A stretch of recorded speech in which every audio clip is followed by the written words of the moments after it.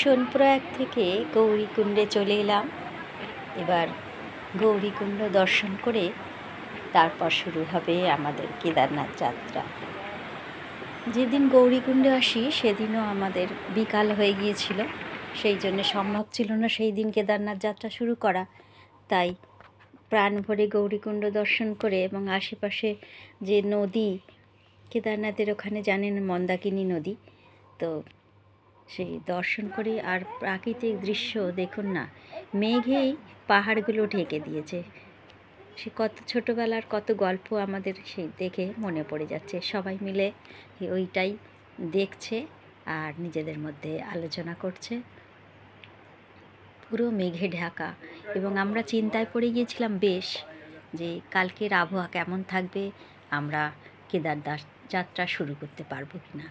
রাত্রি পর্যন্ত অনিশ্চিত ছিল, কারণ ওখানে কিছুক্ষণের জন্য বন্ধ করে দেওয়া হয়েছিল কেদারনাথ যাত্রা।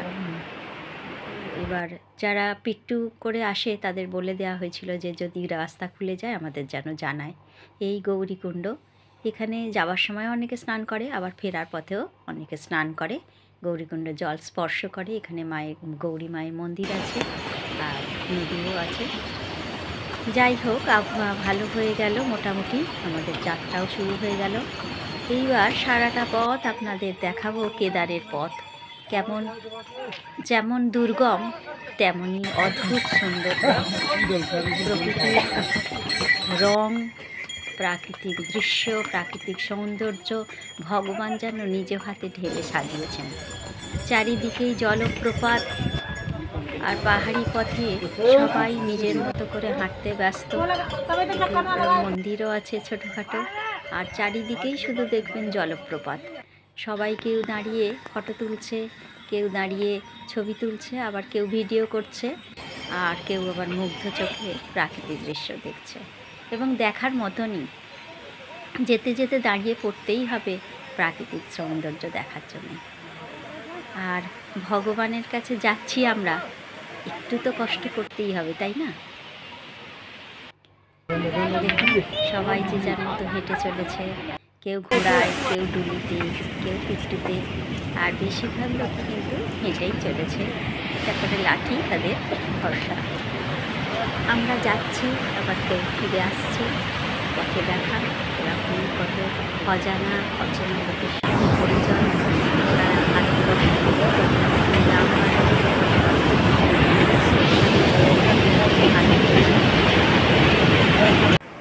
ব্রিজও আছে।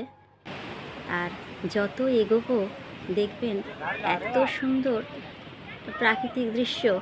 আর ঠিক মানে কেদারনাথ মন্দিরের পেছনেই যে পাহাড়টা, মনে হয় প্রভু মনে হয় ওখানেই বসবাস করেন, মন্দিরে নয়।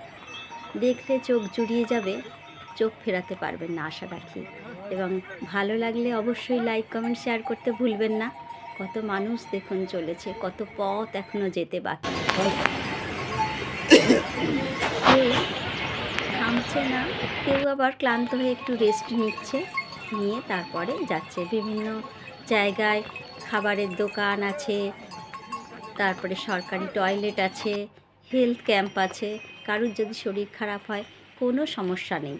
এবং ওনাদের ব্যবহার এতটাই ভালো যে কথা শুনলেও মনে হয় শরীরটা ঠিক হয়ে গেল। গেলেই হয়তো বললেন 5 মিনিট বসে যান কি 10 মিনিট বসে যান, সাথে সাথেই অক্সিজেনটা চেক করেন, প্রেশার চেক করেন, এবং কি করতে হবে সেটাও বলে দেন। প্রত্যেকেই খুব হেল্পফুল, প্রশাসনও আছে। আর সব কিছুর ঊর্ধ্বে তো প্রাকৃতিক দৃশ্য, ভীষণ মোহময়। এগুলো অনুভূতির ব্যাপার, এগুলোকে মনে হয় দেখে মুগ্ধ হতে হয়, আত্মস্থ হতে হয়। শুধু মন্দির তো দেখাবই, আমি যখন কেদারে পৌঁছে যাব সেখানে গিয়ে তো কেদারনাথ মন্দির আপনাদের দেখাবই, কিন্তু এই দৃশ্যগুলো দেখার, এগুলো শেয়ার না করে আপনাদের সাথে পারলাম না। ছোট্ট ছোট্ট ভিডিও আমি তুলে রেখে দিয়েছিলাম আপনাদের সাথেই শেয়ার করব বলে। দেখুন কত সুন্দর।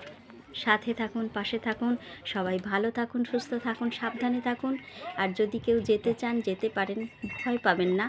ঈশ্বরের যদি আশীর্বাদ থাকে, তিনি যদি ডেকে পাঠান, তাহলে আমাদের সেখানে যেতেই হবে।